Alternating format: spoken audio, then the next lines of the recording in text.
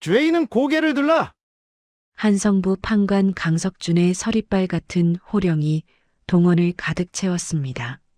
차가운 마룻바닥에 이마를 받고 있던 여인이 천천히 고개를 들어 올렸죠.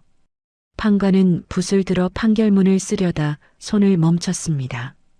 죄인의 눈망울, 그 선이 고운 콧날, 그리고 왼쪽 눈썹 위에 난 작은 흉터까지 모든 것이 20년 전 잃어버린 딸 명은이와 소름 끼치게 닮아 있었기 때문이었어요. 강석준의 동공이 흔들렸고 떨리는 손끝에서 먹물이 뚝 떨어져 종이를 검게 물들였습니다. 쌀 한 대를 훔친 절도죄. 그 죄가 가볍지 않으나 판관의 목소리가 미세하게 떨렸죠. 곁에 서 있던 이방과 서리들이 의아한 눈빛으로 서로를 쳐다보았습니다. 평소 엄정하기로 소문난 강석준 판관의 모습이 아니었거든요. 판관의 시선은 죄인의 얼굴에서 떠나지 못한 채 그녀의 파리한 얼굴과 헝클어진 머리칼을 훑어내렸습니다. 설마, 아니겠지. 내 딸이 저런 몰골로 도둑이 되었을 리 없어.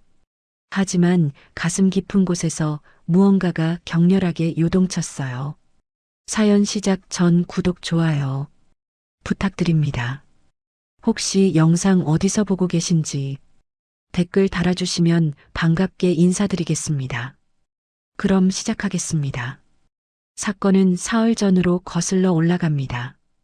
혹독한 추위가 기승을 부리던 그 겨울, 연희는 석북동 개천가 다 쓰러져가는 움막에서 신음하는 아들을 품에 안고 있었어요. 동이의 작은 몸뚱이는 불덩이처럼 뜨거웠고 거친 숨소리가 좁은 움막 안을 가득 채웠습니다. 엄마, 배고파. 아이의 가늘고 떨리는 목소리가 연희의 가슴을 후벼 팠죠. 젖은 진작에 말라버렸고 쌀독은 바닥을 드러낸 지 오래였습니다. 삭바느질로 모은 돈은 약값으로 다 썼지만 아이의 열은 떨어질 기미가 보이지 않았어요. 연희는 거친 손으로 아이의 이마를 쓰다듬으며 피눈물을 흘렸습니다. 이 여인의 삶은 원래 이렇게 비참하지 않았어요. 연희, 아니 그녀의 본명은 강명은이었습니다. 20년 전 정월 대보름날 어린 명은이는 한순간에 가족과 헤어졌죠. 묘양산 자비원 일주문 앞에서 정신을 차렸을 때 곁에는 아무도 없었습니다.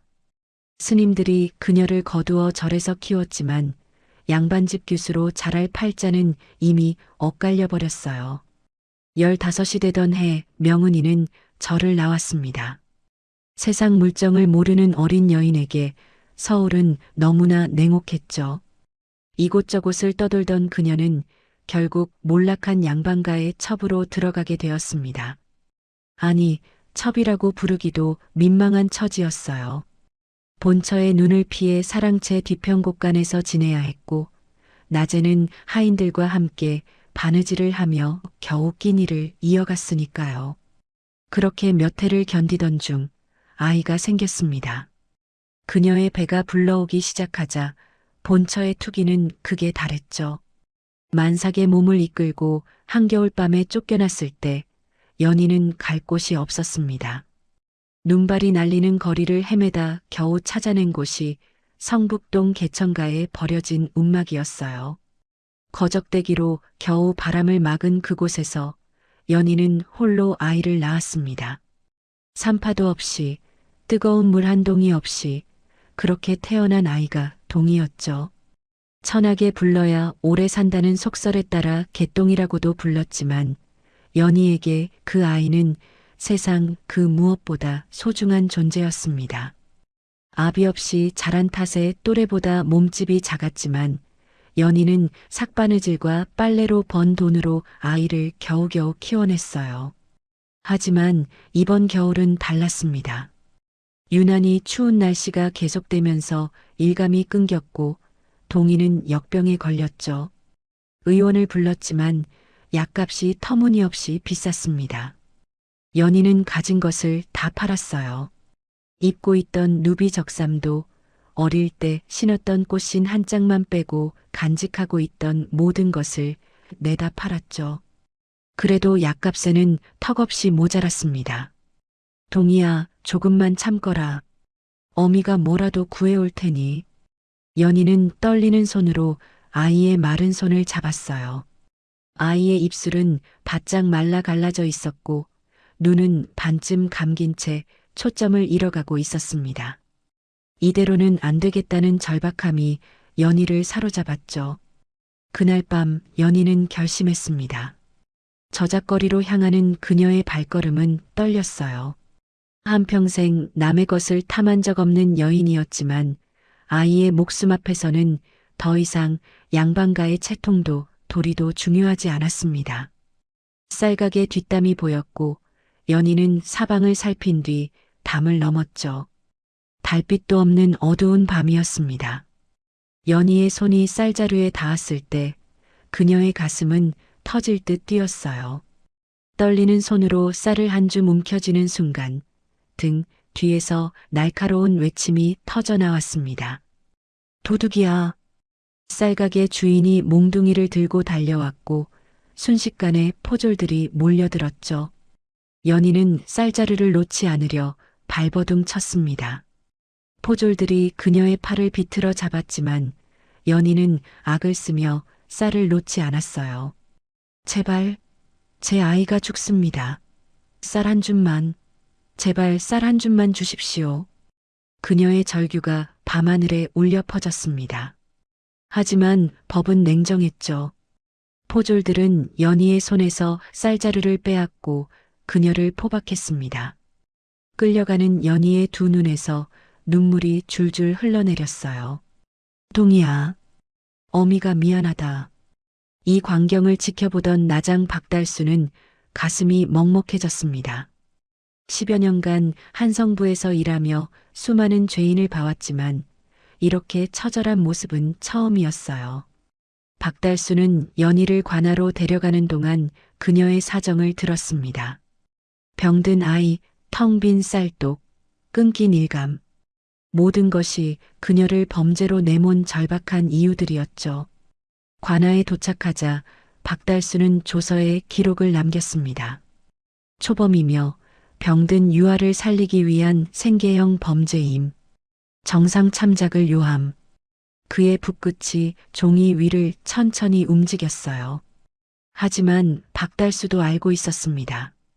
아무리 딱한 사정이 있어도 절도는 절도였고 강석준 판관은 법에 엄격하기로 소문난 분이라는 것을요.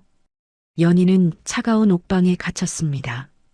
벽에 등을 기댄 채 무릎을 끌어안고 앉아있던 그녀의 귓가에 아이의 가느다란 목소리가 계속 맴돌았어요. 엄마, 배고파. 그 목소리가 이제는 영영 들을 수 없게 될까봐 연희는 두려웠습니다. 옥방의 작은 창틀 사이로 차가운 바람이 스며들었고 연희는 떨리는 입술을 깨물며 눈물을 삼켰죠. 사흘이 지났습니다.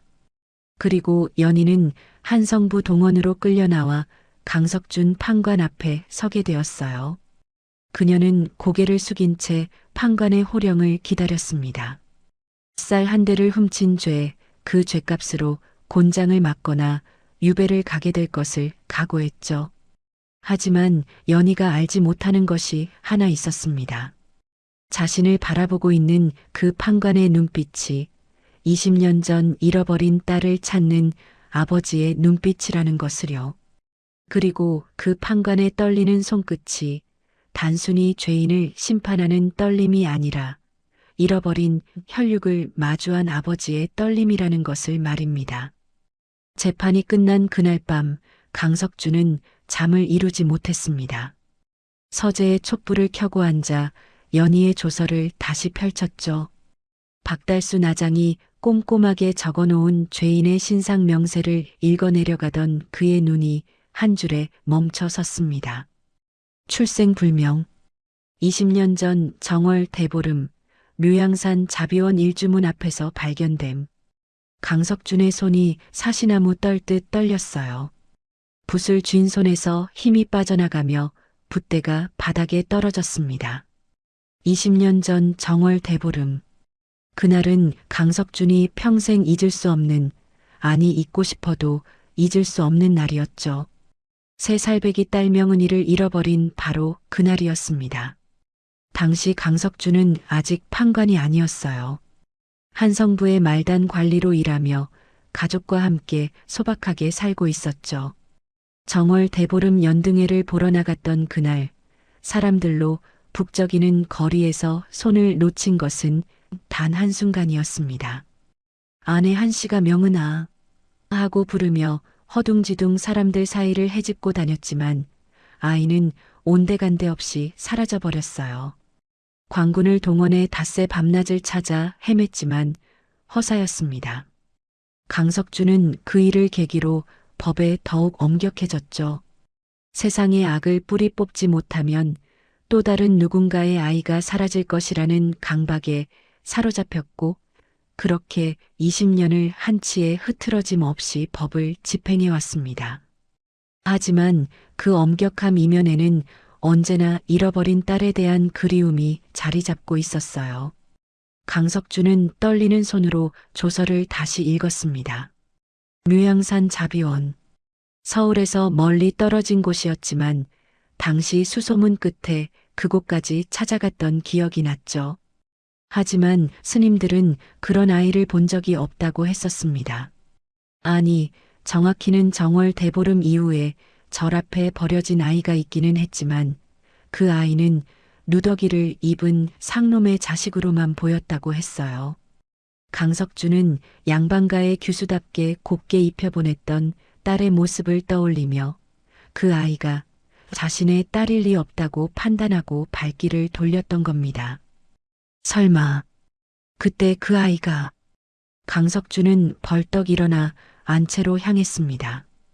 한씨 부인은 아직 잠들지 않고 불공을 들이고 있었어요. 20년 동안 단 하루도 거르지 않고 딸의 무사를 빌어온 그녀였죠. 부인. 강석준의 다급한 목소리에 한씨 부인이 고개를 돌렸습니다. 남편의 창백한 얼굴을 본 그녀가 놀라 일어났어요. 여보, 무슨 일이요? 얼굴이 왜 그래요? 부인, 우리가 잃어버린 명은이가 신고 있었던 신발이 무엇이었소? 갑작스러운 질문에 한씨 부인의 눈가가 젖어들었습니다. 20년이 지났지만 그날의 기억은 너무나 선명했죠. 붉은 비단에 매화가 수놓인 꽃신이었습니다. 한씨 부인의 목소리가 떨렸어요. 그녀는 천천히 말을 이어갔습니다. 영감께서 명은이 새 돌 선물로 맞춰주신 세상에 하나뿐인 신발이었지요. 제가 직접 수를 놓았던. 말끝을 잇지 못하고 한씨 부인이 눈물을 닦아냈습니다. 강석준은 아내의 손을 꼭 잡았어요. 부인, 혹시 말이오. 명은이를 찾았을지도 모르오. 네, 무슨 말씀을. 한씨 부인이 남편의 팔을 붙잡았습니다. 강석준은 조서를 펼쳐 보이며 차근차근 설명했죠. 오늘 재판에서 본 여인의 얼굴이 명은이와 닮았다는 것, 왼쪽 눈썹 위에 흉터까지 똑같다는 것, 그리고 그 여인이 20년 전 정월 대보름에 자비원 앞에서 발견되었다는 기록까지. 한씨 부인은 떨리는 손으로 입을 막았습니다. 평생을 기다려온 기적이 눈앞에 펼쳐지는 듯 했어요. 여보, 그럼 지금 당장 가봐야지요. 아니요, 부인. 먼저 확실한 증거가 필요하오. 강석준은 아내를 진정시키며 말했습니다. 만약 그 여인이 명은이가 아니라면 헛된 희망은 두 사람 모두에게 독이 될 테니까요. 그는 새벽이 밝기 무섭게 관복도 갈아입지 않은 채 자비원으로 말을 달렸습니다. 묘양산으로 가는 길은 험했어요. 눈이 쌓인 산길을 헤치고 올라가는 동안 강석준의 가슴은 두근거렸습니다. 기대와 두려움이 뒤섞인 감정이 그를 짓눌렀죠. 해가 중천에 떴을 무렵 자비원의 기와 지붕이 보였습니다. 절 마당에는 노스님이 마당을 쓸고 계셨어요. 강석준이 말에서 내려 급히 다가가자 스님이 고개를 들었습니다. 스님, 제가 20년 전에 이곳을 찾아온 적이 있습니다. 딸을 찾아서요. 노스님은 강석준의 얼굴을 한참 들여다보더니 천천히 고개를 끄덕였습니다. 기억하고 있습니다. 한성부 관리셨지요. 예. 당시 스님께서는 정월 대보름에 절 앞에 버려진 아이가 있다고 하셨습니다. 혹시 그 아이가 신고 있었던 신발을 아직 보관하고 계십니까? 노스님의 눈빛이 흔들렸어요. 그는 잠시 침묵하다가 입을 열었습니다. 법당으로 오시지요. 법당 한쪽 구석에 낡은 반다지 장롱이 있었습니다. 노스님은 먼지를 털어내며 장롱을 열었어요. 그 안에서 빛바랜 보자기 하나를 꺼냈죠. 그 아이가 신고 있던 것입니다. 옷은 누더기였는데 신발만은 귀한 양반대 꽃신이라 기이하여 보관하고 있었지요. 노스님의 손이 보자기를 천천히 풀었습니다. 강석준의 숨이 멎었어요. 보자기 안에서 비록 색은 바랬지만 선명한 매화무늬가 박힌 붉은 꽃신 한 켤레가 모습을 드러냈습니다. 강석준은 무릎이 꺾였습니다. 그 신발은 틀림없었어요. 자신이 명은이의 새 돌날 직접 신겨주었던 바로 그 신발이었죠. 매화수를 놓던 아내의 손길, 신발을 받고 좋아하던 명은이의 웃음소리가 귓가에 생생하게 되살아났습니다. 명은아, 내 딸 명은아. 강석준은 신발을 가슴에 품고 오열했습니다. 20년간 쌓아온 판관으로서의 위엄도 냉정함도 모두 무너져 내렸어요. 노스님은 조용히 물러나 강석준에게 시간을 주었습니다. 한참을 울던 강석준이 떨리는 손으로 신발을 어루만졌습니다. 작디 작은 꽃신이었지만 그 안에는 20년의 세월이 고스란히 담겨 있었어요. 명은이가 이 신발을 신고 얼마나 많은 길을 걸어왔을까, 얼마나 힘든 시간을 견뎌왔을까 생각하니 가슴이 찢어지는 것 같았습니다. 스님, 그 아이가 연이라는 이름으로 살고 있었습니다. 강석준이 눈물을 닦으며 말했어요. 절에서는 어찌 그 아이를 키우셨습니까? 가난한 절이라 넉넉하게 해주지는 못했습니다. 하지만 밥은 먹였고 글도 가르쳤지요. 아이는 총명했습니다. 15이 되어 세상으로 나가고 싶다 하기에 붙잡을 수가 없었습니다. 노스님의 목소리가 안타까움으로 물들었어요. 강석준은 고개를 끄덕이며 신발을 소중히 품었습니다. 스님의 은혜, 평생 잊지 않겠습니다. 자비원을 나서는 강석준의 발걸음은 급했습니다. 이제 확신이 섰어요. 그 여인은 자신의 딸이 맞았습니다. 20년 동안 찾아 헤매던 명은이를 이제는 놓치지 않을 겁니다. 말에 오른 강석준은 한성부로 향하며 생각했습니다. 자신이 법이라는 이름으로 얼마나 많은 것을 놓쳐왔는지, 그리고 이제는 무엇을 해야 하는지를요. 차가운 겨울바람이 뺨을 스쳤지만 그의 가슴 속에는 따뜻한 불씨가 타오르고 있었습니다. 자비원에서 돌아온 강석준은 곧장 안채로 향했습니다. 한씨 부인은 남편의 손에 들린 보자기를 보자마자 알아챘어요. 떨리는 손으로 보자기를 펼쳤을 때 그 안에 담긴 작은 꽃신을 보며 그녀는 그 자리에 주저앉고 말았습니다. 이게 정말. 한씨 부인의 목소리가 떨렸죠. 20년 전 자신이 한 땀 한 땀 수놓았던 매화무늬가 비록 발에 있었지만 여전히 선명했습니다. 강석준은 아내의 어깨를 감싸 안으며 말했어요. 부인, 우리 명은이를 찾았소. 이제 데리러 가야 하오. 두 사람은 서둘러 가마에 올랐습니다. 성북동으로 향하는 길, 한씨 부인의 가슴은 터질 듯 뛰었어요. 20년을 매일 불공을 들이며 기다려온 순간이 드디어 온 것이었습니다. 가마 안에서 그녀는 꽃신을 꼭 껴안고 있었죠. 남편이 집에 보관하고 있던 나머지 한 짝도 함께 가져왔습니다. 여보, 우리 명은이가 어떤 모습일까요? 한씨 부인의 떨리는 물음에 강석주는 잠시 말을 잇지 못했습니다. 며칠 전 재판정에서 본 연희의 모습이 떠올랐어요. 영양실조로 파리한 얼굴, 헝클어진 머리, 기워 입은 무명 치마저고리. 새 살배기 귀한 규수로 키웠던 딸이 그런 모습으로 살아왔다는 사실이 가슴을 에었습니다.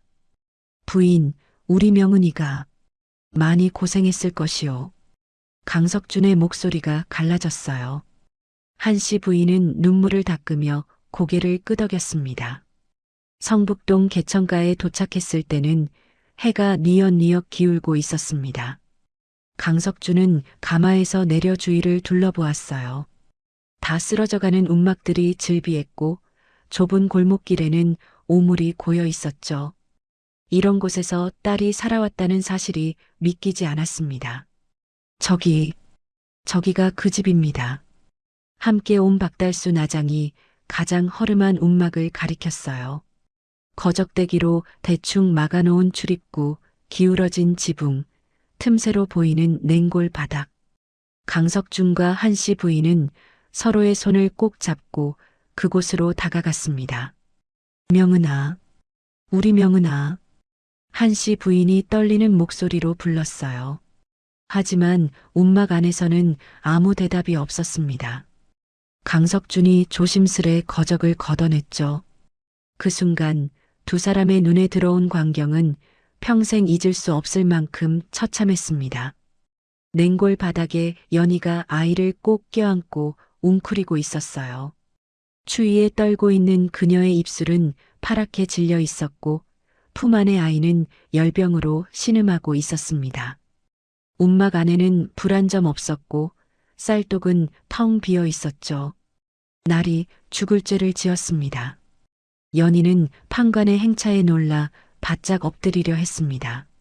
하지만 품 안에 아이를 놓을 수 없어 그저 고개만 조아렸어요. 강석준은 더 이상 참을 수가 없었습니다. 그는 무릎을 꿇고 움막 안으로 들어가 연희의 거친 손을 잡았죠. 판관의 권위는 온데간데 없었어요. 그저 20년 동안 딸을 찾아 헤맨 한 아비의 모습만이 남아 있었습니다. 고개를 들거라. 내 죄를 물으러 온 것이 아니다.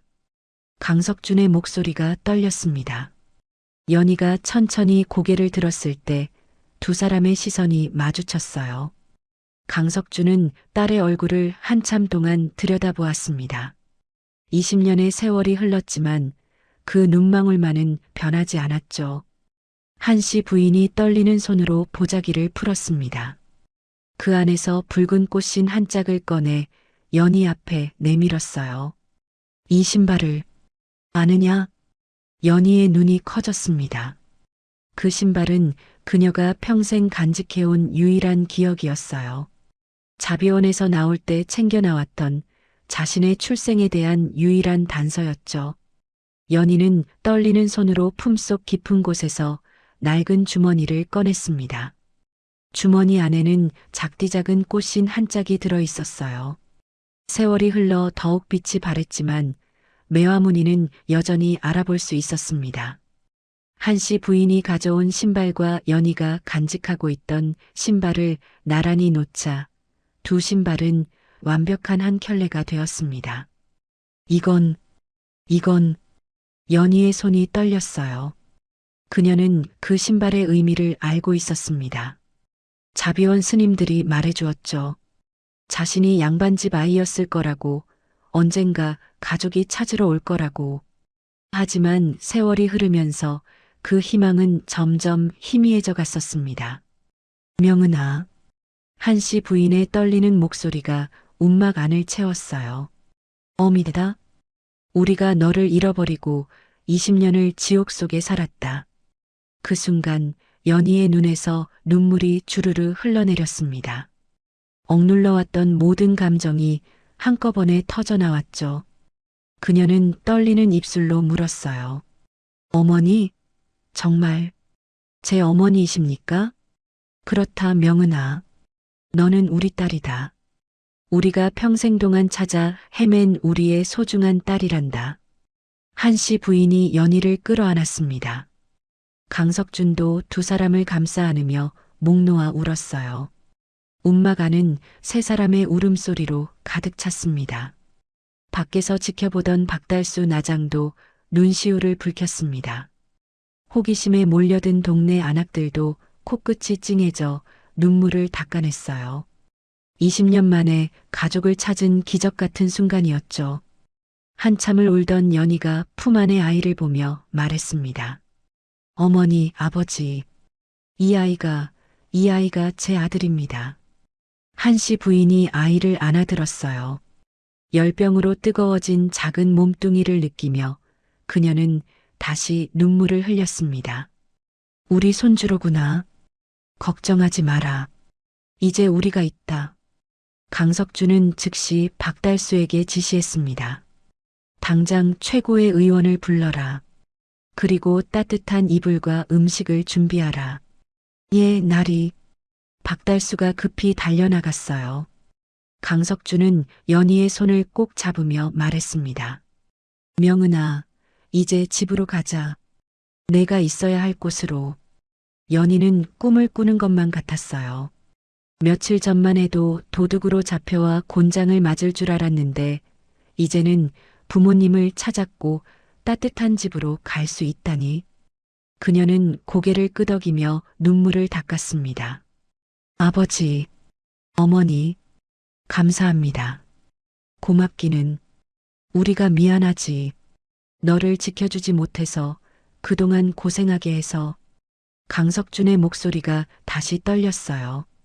한씨 부인은 연희의 헝클어진 머리를 쓰다듬으며 말했습니다. 이제 다 괜찮단다. 우리가 함께 할 테니까. 그날 저녁 움막에 따뜻한 불이 지펴졌습니다.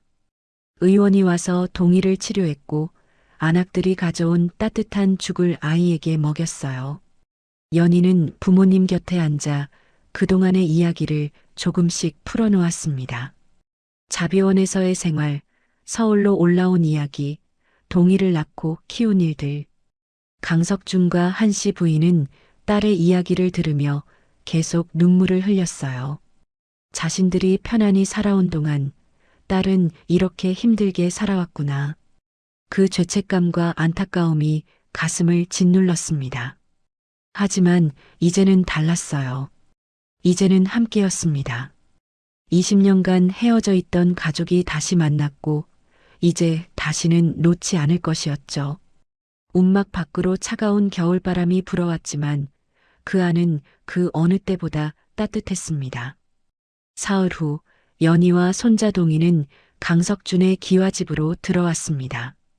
대문을 들어서는 순간 연희는 숨이 멎는 것 같았어요. 넓은 마당에 정갈하게 놓인 장독대, 처마 끝에서 바람에 흔들리는 풍경 소리, 따뜻한 온기가 새어나오는 온돌방. 20년 전 잃어버렸던 모든 것이 눈앞에 펼쳐졌습니다. 명은아, 이제 내 방이란다. 한씨 부인이 연희의 손을 잡고 안채로 안내했어요. 방문을 열자 깨끗한 이불이 포근하게 깔려 있었고 옷장에는 정갈한 치마 저고리들이 준비되어 있었죠. 연희는 그 앞에 서서 한참을 말없이 바라보았습니다. 움막의 냉골 바닥에서 잠들던 날들이 꿈만 같았어요. 어머니, 이게 정말 제 것입니까? 연희의 떨리는 물음에 한씨 부인이 딸을 끌어안았습니다. 그럼 당연하지. 내가 원래 있어야 할 자리란다. 그날부터 연희의 삶은 완전히 달라졌어요. 매일 아침 따뜻한 밥상이 차려졌고 동희는 의원의 치료로 얼굴에 혈색이 돌기 시작했습니다. 열병으로 앙상했던 아이의 뺨이 통통해지는 것을 보며 연희는 매일 눈물을 흘렸죠. 감사의 눈물이었습니다. 한씨 부인은 손주를 끔찍이 아꼈어요. 동희를 안고 마당을 거닐며 자장가를 불러주었고 밤이면 곁에 누워 옛날 이야기를 들려주었습니다. 강석준도 퇴청하고 돌아오면 제일 먼저 손주를 찾았어요. 우리 동희, 오늘은 밥 잘 먹었느냐? 예, 할아버지. 세 그릇이나 먹었어요. 아이의 맑은 웃음소리가 사랑방에 울려 퍼졌습니다. 강석주는 무릎에 손주를 앉히고 천자문을 가르치기 시작했어요. 동이는 총명했습니다. 할아버지가 가르쳐주는 글자를 금방 외웠죠.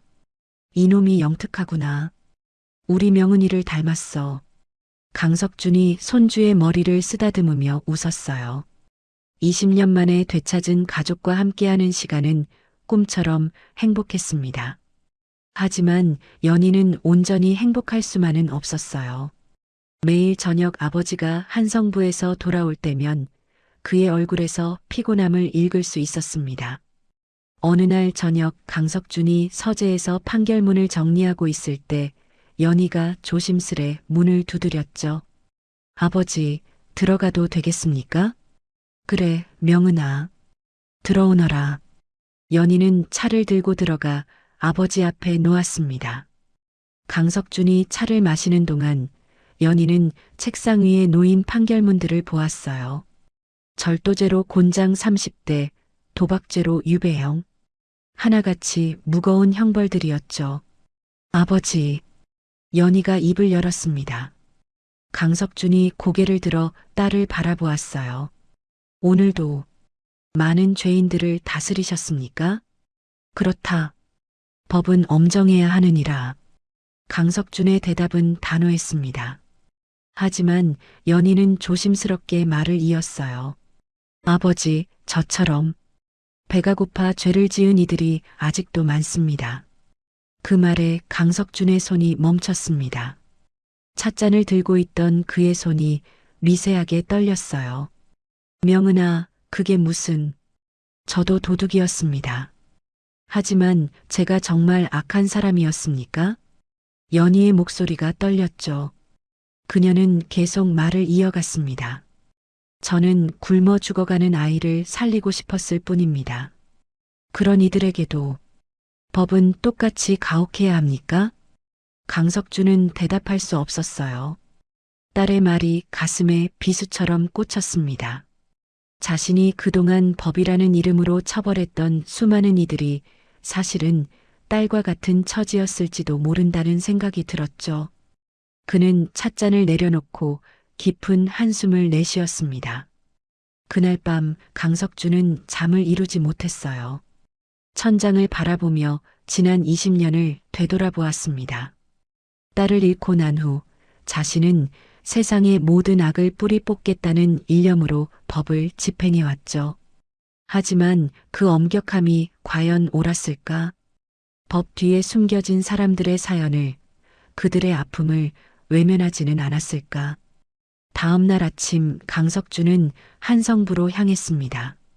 오늘도 죄인들이 줄지어 서 있었어요. 그중 한 노인이 떡을 훔친 죄로 끌려왔습니다. 강석준이 죄목을 읽어 내려가다 문득 물었죠. 떡을 훔친 까닭이 무엇이냐? 노인이 떨리는 목소리로 대답했습니다.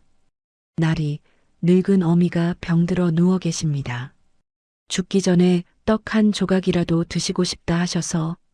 그 말에 강석준의 가슴이 철렁했어요. 자신의 딸도 이 노인도 모두 누군가를 살리기 위해 죄를 지은 것이었죠. 강석준은 붓을 들었다가 다시 내려놓았습니다. 곁에 있던 서리들이 의아한 표정으로 판관을 바라보았어요. 떡을 훔친 죄 무겁다. 강석준이 입을 열었습니다. 서리들이 판결문을 쓸 준비를 했죠. 하지만 이어진 말은 예상과 달랐어요. 허나 그 떡을 늙은 노모에게 드린 효심을 참작하여 곤장 대신 관아의 밭을 사흘간 가는 것으로 대신한다. 동원이 술렁였습니다. 이방이 당황한 목소리로 물었어요. 날이 그러시면 법도가. 법은 백성을 위해 있는 것이지 백성을 옥죄기 위해 있는 것이 아니다. 강석준의 목소리는 단호했습니다. 노인이 눈물을 흘리며 절을 올렸어요. 나리의 은혜 평생 잊지 않겠습니다. 그날 이후 강석준의 판결은 달라지기 시작했어요. 여전히 법은 엄정했지만 그 안에 사람을 보기 시작한 것이었죠. 생계형 범죄에는 곤장 대신 노역을 주었고 초범에게는 기회를 주었습니다. 하지만 모두가 이를 반기지는 않았어요. 사헌부의 보수적인 관리들이 상소를 올리기 시작했습니다. 강석준 판관이 법도를 무너뜨리고 있습니다. 죄인에게 관대하면 백성들이 법을 우습게 여길 것입니다. 상소가 임금께 올라갔고 강석준은 대궐로 불려갔어요. 어전에 꿇어앉은 강석준을 임금이 내려다보았습니다. 경의 판결이 너무 관대하다는 상소가 올라왔소. 무슨 사연이 있는 것이오? 강석준은 고개를 들어 임금을 바라보았어요. 전하, 소신이 20년 전 잃어버렸던 딸을 최근 찾았습니다. 오, 그런 경사가 있었소? 예, 전하.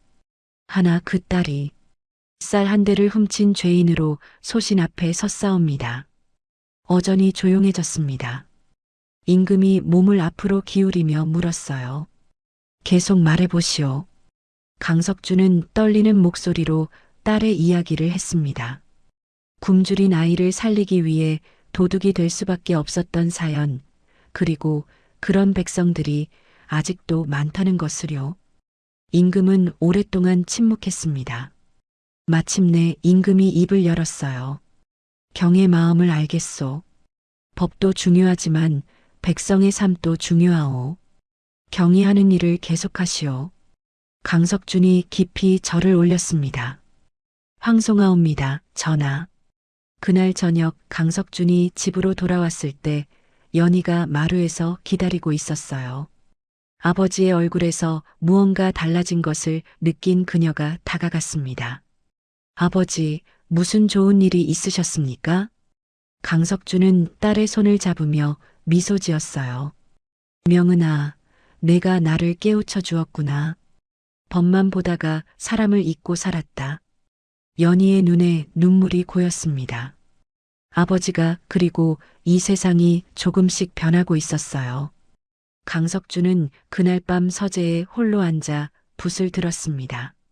촛불이 흔들리는 가운데 그는 임금께 올릴 상소문을 쓰기 시작했어요.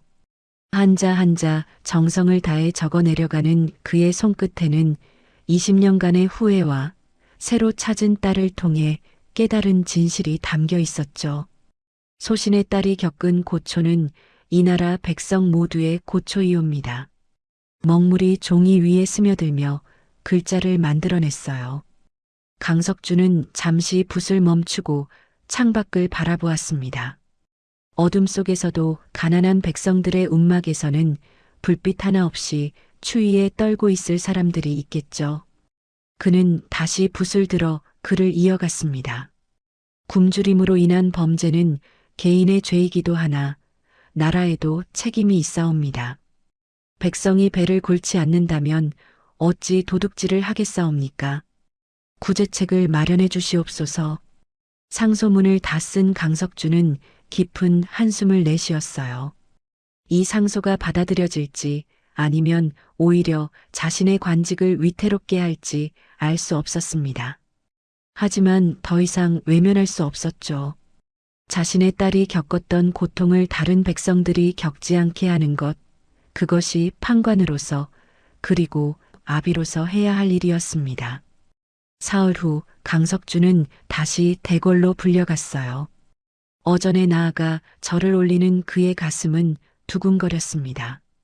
임금이 상소문을 펼쳐들고 천천히 읽어 내려갔죠. 오랜 침묵이 흘렀고 강석준은 고개를 숙인 채 숨을 죽이고 있었습니다. 강석준. 임금의 목소리가 어전에 울려 퍼졌어요. 예, 전하. 경의 상소, 깊이 헤아렸소. 경이 겪은 일은 참으로 기이하고도 슬픈 일이요. 임금은 잠시 말을 멈추고 창밖을 바라보았습니다. 궁궐밖 저 멀리 백성들이 사는 곳을 생각하는 듯 했어요. 짐도 알고 있소. 이 나라에 굶주린 백성이 많다는 것을 하나 국고가 넉넉지 못하여. 전하, 소신이 감히 아뢰옵니다. 강석준이 고개를 들어 임금을 바라보았어요. 큰 돈이 들지 않사옵니다. 다만 진율청의 규모를 조금 늘리시고 죄를 지은 백성들에게 벌 대신 기술을 가르칠 기회를 주신다면 그들은 스스로 일어설 것이옵니다. 임금이 관심 있는 표정으로 물었습니다.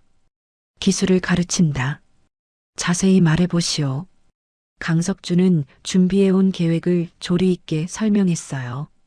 생계형 범죄자들에게 곤장을 때리는 대신 목수일이나 대장간일, 여인들에게는 바느질과 자수를 가르쳐 생업을 갖게 하자는 것이었죠. 그렇게 하면 다시 범죄를 저지르지 않을 것이고 오히려 나라의 보탬이 되는 백성이 될 거라고 했습니다. 임금은 오랫동안 생각에 잠겼어요. 신하들도 숨을 죽이고 임금의 결정을 기다렸습니다. 마침내 임금이 입을 열었죠. 좋소. 경의 뜻을 따르겠소. 진율청의 규모를 늘리고 한성부의 시범으로 재생원을 만들도록 하시오. 황송하옵니다, 전하. 강석준이 깊이 절을 올렸습니다. 어전을 나서는 그의 발걸음은 가벼웠어요. 집으로 돌아가는 길, 그는 하늘을 올려다보며 작게 중얼거렸습니다. 명은아, 내 덕분이다. 한 달 후 한성부 동쪽에 재생원이 문을 열었습니다. 허름하지만 깨끗한 건물에는 여러 개의 방이 있었고 각 방마다 기술을 가르칠 장인들이 배치되었어요. 목수방에는 베테랑 목수가, 대장간에는 숙련된 대장장이가 자리를 잡았죠. 그리고 여인들을 위한 바느질방이 마련되었습니다. 이곳을 맡은 사람은 다름 아닌 연이었어요. 한씨 부인이 처음에는 반대했었죠. 명은아, 내가 고생하며 배운 솜씨를 왜 남들에게 가르치려 하느냐. 이제 편히 지내거라. 하지만 연희는 어머니의 손을 잡으며 말했습니다. 어머니, 저도 한때는 죄인이었습니다. 그 마음을 아는 사람이 가르쳐야 그들의 마음도 열릴 것입니다. 한씨 부인은 딸의 눈빛을 보며 고개를 끄덕였어요. 그 눈빛에는 단단한 결심이 담겨 있었습니다. 재생원이 문을 연 첫날 12명의 여인이 바느질방으로 들어왔어요. 모두 절도나 사기 같은 죄를 지은 이들이었죠. 그들은 고개를 숙인 채 연희를 바라보지 못했습니다. 양반 부인이 자신들 같은 죄인을 가르친다는 것이 불편했던 거예요. 연희는 그들 앞에 조용히 앉았습니다. 한참 동안 침묵이 흘렀어요. 그리고 연희가 입을 열었죠. 저도 도둑이었습니다. 여인들이 놀라 고개를 들었습니다. 연희는 담담하게 자신의 이야기를 풀어놓았어요. 굶주린 아이를 살리기 위해 쌀을 훔쳤던 일, 포졸들에게 끌려갔던 일, 그리고 기적처럼 가족을 찾게 된 이야기까지. 여러분도 저처럼 사정이 있었을 겁니다. 하지만 이제 우리는 스스로 일어서야 합니다. 연희의 진심 어린 목소리가 방 안을 채웠어요. 여인들의 눈에서 눈물이 흘러내리기 시작했습니다. 누군가가 자신들의 처지를 이해해준다는 것, 그것만으로도 큰 위로가 되었죠. 이제부터 바느질과 자수를 가르치겠습니다. 잘 배워서 스스로 밥벌이를 할 수 있게 됩시다. 연희가 바늘과 실을 나누어 주었어요. 처음에는 서툴렀던 여인들이 차츰 솜씨를 늘려갔습니다. 연희는 인내심을 갖고 한 땀 한 땀 가르쳤죠. 때로는 밤늦게까지 남아 연습하는 여인들과 함께 바느질을 했습니다. 석 달이 지나자 변화가 보이기 시작했어요. 여인들이 만든 주머니와 보자기가 시장에 나가 팔리기 시작했죠. 처음으로 정직하게 번 돈을 손에 쥔 여인들은 눈물을 흘렸습니다. 나으리, 이게 정말 제가 번 돈입니까? 한 여인이 떨리는 손으로 동전 몇 잎을 들고 연희에게 물었어요. 연희는 고개를 끄덕이며 미소 지었습니다. 그렇습니다. 당신이 흘린 땀으로 번 돈입니다. 여인은 그 자리에 주저앉아 울었어요. 평생 도둑질로 살아왔던 자신이 이제는 정직하게 돈을 벌 수 있다는 것이 믿기지 않았던 겁니다. 재생원의 소문은 점점 퍼져나갔습니다. 한성부뿐 아니라 다른 고을에서도 이런 제도를 본받고 싶다는 문의가 들어왔어요. 강석주는 뿌듯했습니다. 딸 하나를 찾은 것이 이렇게 많은 백성을 구하는 일로 이어질 줄 누가 알았겠어요. 어느 봄날 박달수 나장이 한 통의 편지를 들고 강석준을 찾아왔습니다. 날이 이 편지를 받으셨습니다. 강석준이 편지를 펼쳐보니 낯익은 필체였어요. 예전에 자신이 풀어준 생계형 절도범이 보낸 편지였죠. 그는 떡을 훔쳤다가 밭을 가는 벌을 받았던 노인이었습니다. 판관 나으리의 은혜로 새 사람이 되었습니다. 그때 나리께서 주신 기회로 마음을 고쳐먹고 열심히 일했습니다. 이제는 작은 국밥집을 열어 장사를 하고 있습니다. 지나시는 길에 꼭 들러주십시오. 따뜻한 국밥 한 그릇 대접하고 싶습니다. 강석주는 편지를 읽으며 미소 지었어요. 곁에 서 있던 박달수도 흐뭇한 표정을 지었죠. 나리의 판결이 한 사람의 인생을 바꿨습니다. 아니네, 박나장. 내가 한 것이 아니라 그 사람이 스스로 일어선 것이네. 강석준이 편지를 소중히 접어 품에 넣었습니다. 그날 저녁 그는 연희에게 그 편지를 보여주었어요. 연희도 편지를 읽으며 눈시울이 붉어졌습니다. 아버지, 정말 다행입니다. 명은아, 이 모든 것이 내 덕분이다.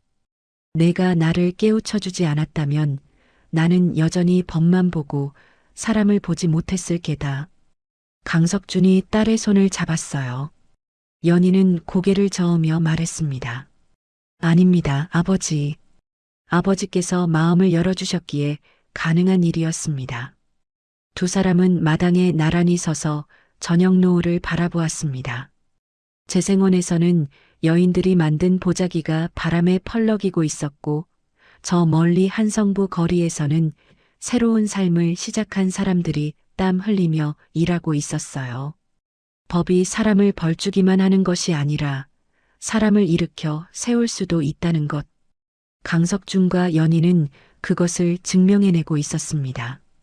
그리고 그 변화는 이제 막 시작에 불과했죠. 재생원이 자리를 잡아가던 어느 날 한성부에 큰 소동이 일어났습니다. 포졸들이 흉악범 일당을 잡아들인 것이었어요. 그들은 전문적으로 어린아이들을 납치해 노비로 팔아넘기는 채생꾼들이었죠. 오랫동안 한성과 그 인근을 떠돌며 수십 명의 아이들을 유괴해온 무리였습니다. 동원 마당에 끌려온 죄인들은 모두 6명이었어요. 두목으로 보이는 사내는 얼굴에 흉터가 있었고 눈빛이 음흉했습니다. 강석준이 자리에 앉아 이방이 죄목을 읽어내려갔죠. 인신매매죄로 무고한 아이들을 약취유인하여 팔아넘긴 죄, 그 수가 헤아릴 수 없이 많으니 극형에 처해야 마땅하옵니다. 강석준의 얼굴이 굳어졌어요. 자식을 둔 부모라면 누구나 치를 떨 만한 범죄였습니다. 그는 차가운 목소리로 물었죠. 내 놈들이 아이들을 유괴한 지 얼마나 되었느냐? 두목이 뻔뻔하게 대답했습니다. 20회도 더 되었을 겁니다. 그 말에 강석준의 가슴이 철렁했어요. 20회. 자신의 딸이 사라진 것도 20년 전이었죠. 그는 떨리는 목소리로 다시 물었습니다. 20년 전, 정월 대보름에도 아이를 납치했느냐? 두목이 눈을 가늘게 뜨며 강석준을 바라보았어요. 무언가 기억을 더듬는 듯 했습니다. 정월 대보름이라. 아, 그때. 두목이 무릎을 탁 쳤습니다. 강석준의 손이 책상 모서리를 움켜쥐었어요. 손가락 끝이 하얗게 질릴 정도로 힘을 주었죠. 무슨 일이 있었는지 말해보라. 붉은 꽃신을 신은 계집아이를 하나 잡았었지요. 양반집 아이 같더군요. 강석준의 온몸이 얼어붙었습니다. 붉은 꽃신. 매화무늬가 수놓인 바로 그 신발이었어요. 동원이 조용해졌고 서리들도 숨을 죽였습니다. 판관의 얼굴이 창백하게 변해가는 것을 보았기 때문이죠. 계속 말하라. 강석준의 목소리가 갈라졌습니다. 두목은 자신이 무슨 말을 하고 있는지도 모른 채 계속했어요. 양반집 아이라 몸값을 받으려 했습니다. 하나 연등회가 끝나자마자 광군이 쫙 깔리는 바람에 겁이 났지요.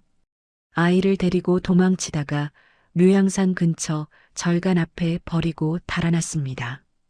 그 순간 강석준의 눈앞이 하얗게 변했어요.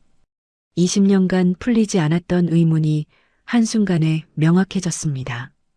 딸은 길을 잃은 것이 아니었어요. 이놈들에게 납치당한 것이었죠. 자비원 스님들이 그때 본 아이가 누더기를 입고 있었던 이유도 자신이 딸을 찾지 못했던 이유도 모두 밝혀졌습니다. 강석준이 벌떡 일어섰어요. 그의 손이 허리춤에 칼자루를 움켜쥐었습니다. 눈빛은 분노로 이글거렸죠. 내놈들이 내 딸의 인생을. 강석준이 칼을 빼들었습니다. 서리들이 깜짝 놀라 소리쳤어요. 나리, 진정하십시오. 하지만 강석준은 듣지 못했습니다. 20년간 쌓여온 분노와 슬픔이 한꺼번에 폭발했죠. 그는 칼을 들고 두목에게 다가갔어요. 두목이 공포에 질려 뒤로 물러섰습니다. 살려주십시오. 저희가 잘못했습니다. 잘못했다고? 내 놈들 때문에 내 딸이 20년을 지옥 같은 삶을 살았다. 강석준의 칼이 번쩍 들어 올려졌습니다. 그 순간 동원 밖에서 급한 발소리가 들렸어요. 아버지! 연희가 치마를 휘날리며 동원으로 뛰어들어왔습니다. 재생원에서 급히 달려온 그녀는 숨을 헐떡이며 아버지의 팔을 붙잡았어요. 아버지, 멈추십시오. 명은아, 비키거라. 이놈들은 살려둘 수 없다. 강석준의 목소리는 살기로 가득했습니다. 하지만 연희는 아버지의 팔을 더욱 굳게 잡았어요.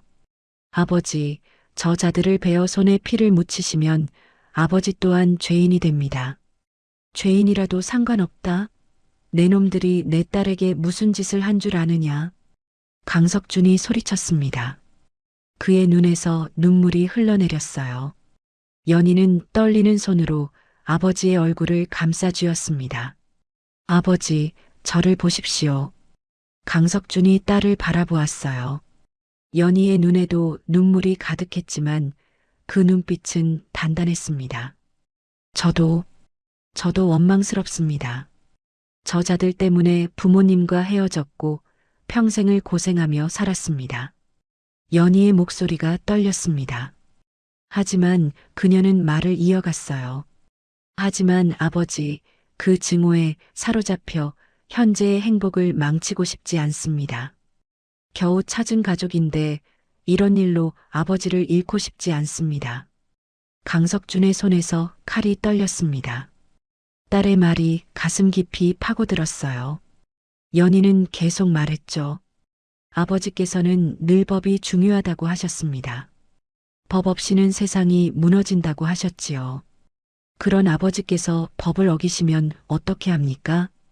하지만 명은아, 저들에게는 법에 따른 엄중한 벌을 내려주십시오. 그것이 진정한 정의입니다. 연희의 목소리는 확고했어요. 강석준은 한참 동안 딸을 바라보았습니다.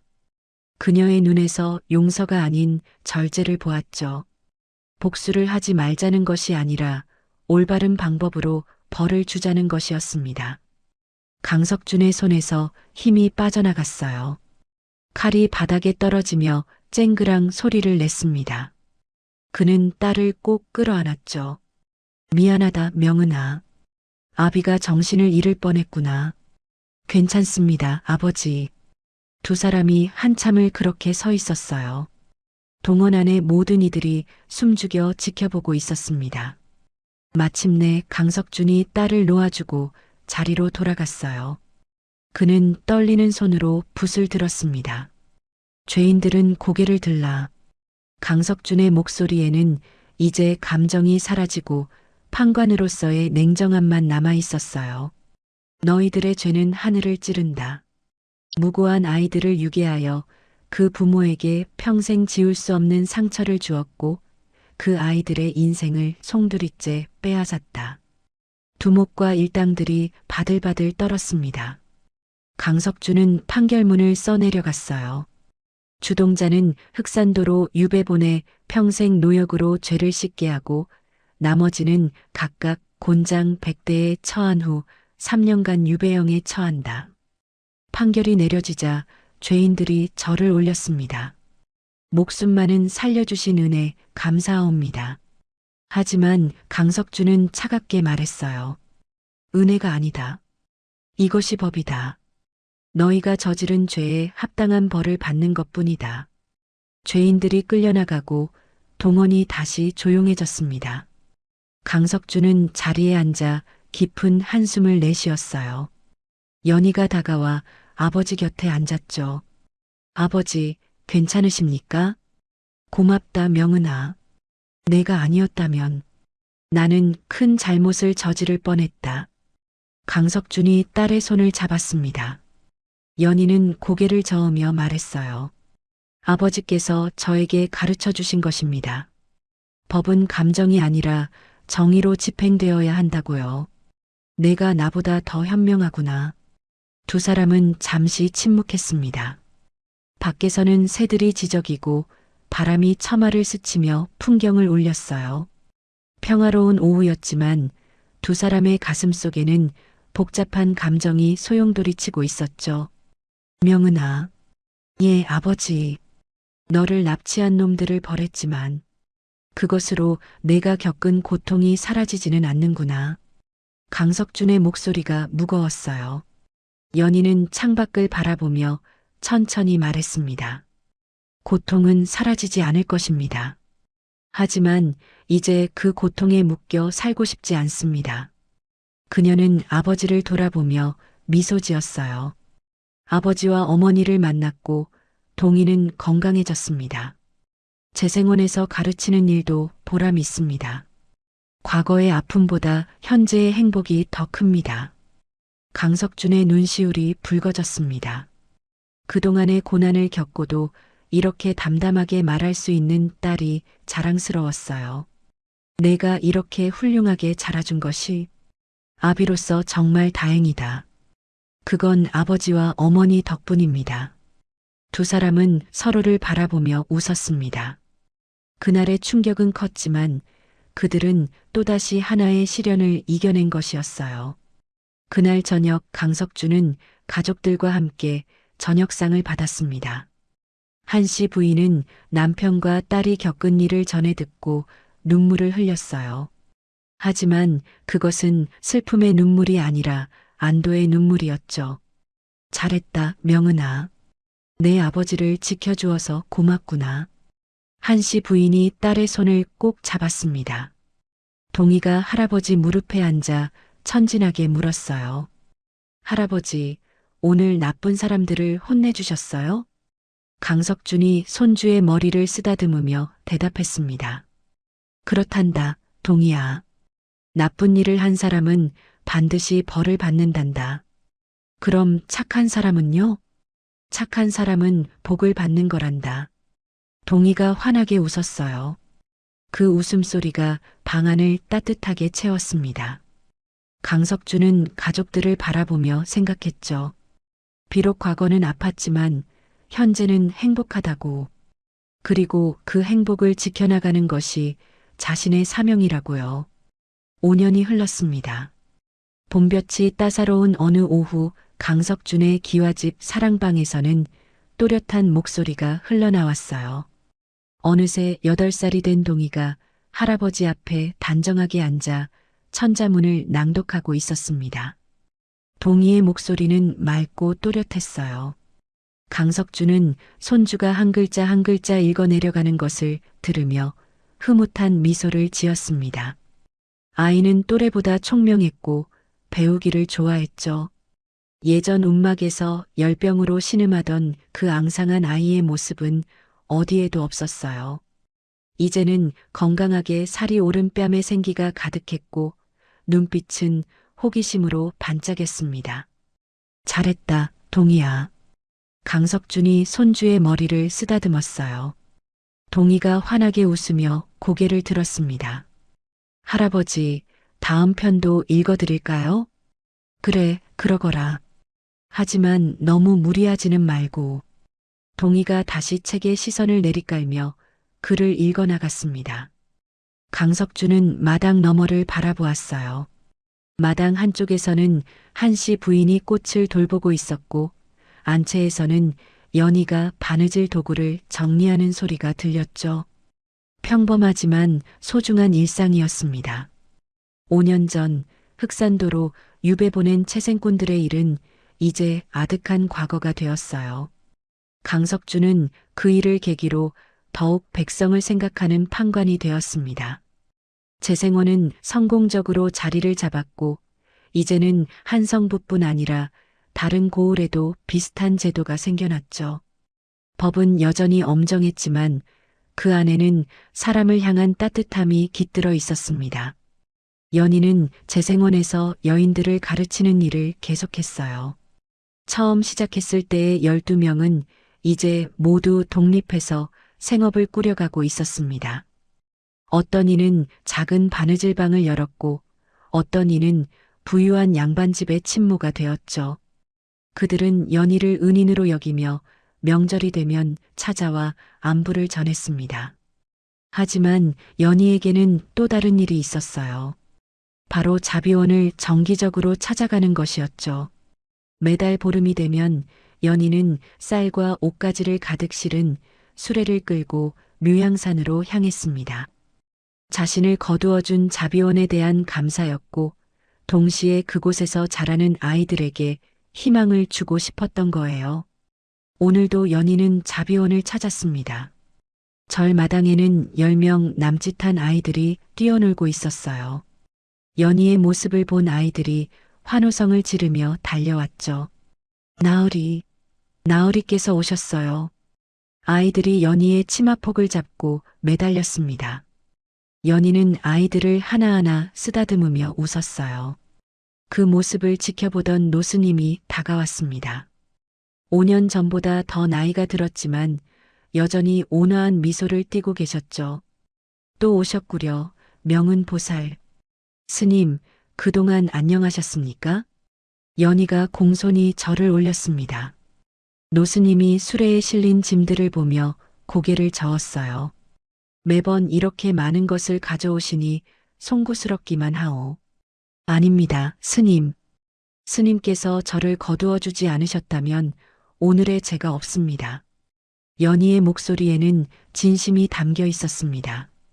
노스님은 잠시 아이들을 바라보다가 말했어요. 이 아이들도 언젠가 보살처럼 훌륭하게 자라겠지요. 그럴 겁니다. 제가 그랬던 것처럼요. 연희는 아이들을 모아놓고 이야기를 들려주었어요. 자신이 겪었던 일들, 가족을 잃고 찾기까지의 여정, 그리고 희망을 잃지 않았기에 지금의 행복을 찾을 수 있었다는 것을요. 아이들은 숨죽여 연희의 이야기를 들었습니다. 여러분, 희망을 버리지 마세요. 연희가 아이들을 한 명씩 바라보며 말했어요. 가장 추운 겨울에도 매화는 핍니다. 여러분도 지금은 힘들지 몰라도 반드시 꽃을 피울 날이 올 거예요. 한 여자아이가 조심스럽게 손을 들었습니다. 나으리, 저도 나으리처럼 가족을 찾을 수 있을까요? 연희는 아이의 손을 잡으며 부드럽게 말했죠. 찾을 수도 있고 아닐 수도 있어요. 하지만 중요한 건 그게 아니에요. 지금 이 순간을 포기하지 않고 열심히 사는 거예요. 그러면 언젠가 행복이 찾아올 겁니다. 아이가 고개를 끄덕였습니다. 연희는 아이들에게 가져온 떡을 나누어 주고 새 옷을 입혀 주었어요. 아이들의 웃음소리가 절 마당을 가득 채웠습니다. 연희는 그 모습을 보며 생각했죠. 자신이 받은 은혜를 이렇게 나누는 것이 의미 있는 삶이라고. 해가 기울 무렵 연희는 자비원을 떠나 집으로 돌아왔습니다. 대문을 들어서니 동희가 마당에서 할아버지와 함께 활쏘기 연습을 하고 있었어요. 아이의 작은 손에 쥐어진 작은 활이 귀여웠죠. 어머니, 다녀오셨어요? 동희가 연희를 보자 달려왔습니다. 연희는 아들을 안아 올리며 이마에 입을 맞췄어요. 그래, 잘 있었니? 예. 할아버지랑 활도 쏘고 할머니랑 꽃도 심었어요. 동희가 신이 나서 말했습니다. 강석준이 다가오며 말했어요. 명은아, 오늘도 다녀왔구나. 예, 아버지. 아이들이 건강하게 잘 자라고 있었습니다. 그래, 내가 그 아이들에게 큰 힘이 될 게다. 그날 저녁 온 가족이 둘러앉아 저녁을 먹었습니다. 한씨 부인이 정성껏 차린 밥상에는 따뜻한 음식들이 가득했어요. 동희가 숟가락을 들며 말했죠. 할머니, 오늘 반찬 정말 맛있어요.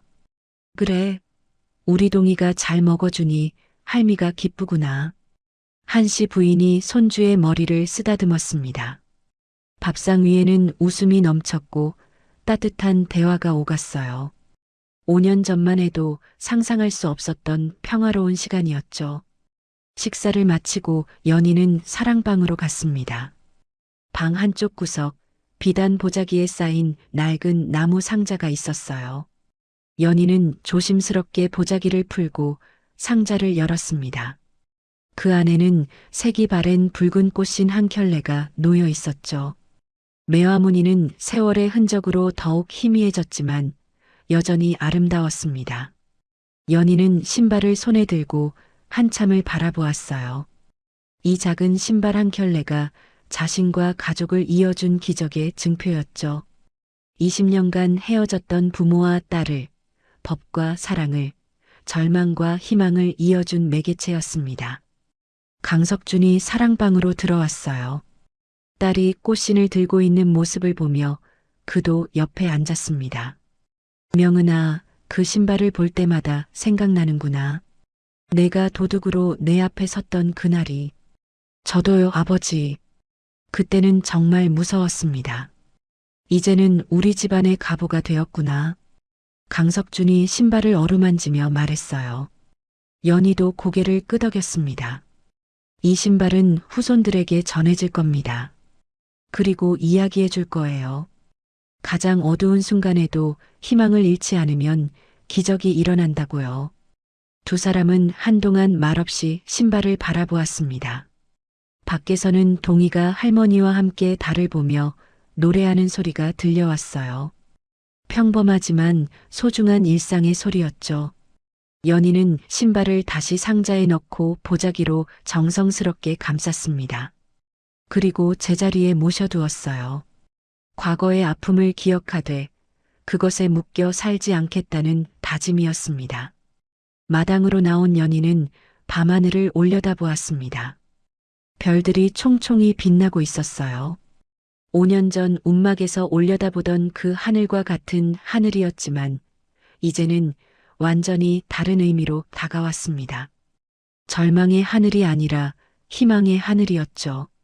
한씨 부인이 연희의 어깨에 손을 얹었습니다. 명은아, 무슨 생각을 하고 있니? 별을 보고 있었어요, 어머니. 예쁘구나. 예, 정말 예쁩니다. 모녀는 나란히 서서 밤하늘을 바라보았어요. 강석준도 나와 가족들과 함께 섰고 동희는 할아버지 손을 잡고 있었습니다. 네 사람의 그림자가 달빛 아래 길게 드리워졌죠. 시간이 흘러 동희가 자라면 이 이야기를 들려줄 것입니다. 할머니가 어떻게 할아버지를 만났는지, 어머니가 얼마나 힘든 시간을 견뎌냈는지, 그리고 그 모든 시련이 결국 가족을 더욱 단단하게 만들었다는 것을요. 쌀 한 줌을 훔쳤던 죄인에서 수많은 이들에게 희망을 주는 여인이 된 연희의 이야기. 법만 보던 판관에서 사람을 보는 판관이 된 강석준의 이야기. 그리고 20년간 헤어져 있던 가족이 다시 만나 행복을 찾은 이야기. 이 모든 것이 작은 꽃신 한 켤레에서 시작되었습니다. 매화무늬가 수놓인 붉은 꽃신, 그것은 이제 단순한 신발이 아니었어요. 절망 속에서도 피어나는 희망의 상징이었고 가족의 사랑을 증명하는 증표였으며 모든 것을 잃어도 다시 일어설 수 있다는 증거였습니다. 때로는 가장 아픈 시련이 우리를 가장 빛나는 곳으로 인도하기도 합니다. 연희와 강석준 가족이 바로 그것을 증명했죠. 추운 겨울을 견뎌낸 매화가 봄에 가장 아름답게 피어나듯이 그들도 고난을 이겨내고 더욱 단단하고 따뜻한 가족이 되었습니다. 밤이 깊어갔고 한 가족은 각자의 방으로 돌아갔어요. 연희는 잠자리에 들기 전 마지막으로 창밖을 바라보았습니다. 저 멀리 성북동 쪽 하늘이 보였죠. 예전에 살던 움막이 있던 곳이었습니다. 이제는 그곳도 재생원 사람들이 지은 집들로 채워져 있었어요. 연희는 조용히 미소 지었습니다. 과거는 아팠지만 그 아픔이 현재의 행복을 더욱 소중하게 만들었으니까요. 그리고 내일도 모레도 계속해서 더 많은 사람들에게 희망을 나누어 주리라 다짐했습니다. 사랑방에 놓인 꽃씨는 조용히 빛을 머금고 있었습니다. 세월이 흘러도 변하지 않을 가족의 사랑과 절대 포기하지 않았던 희망의 이야기를 간직한 채로요.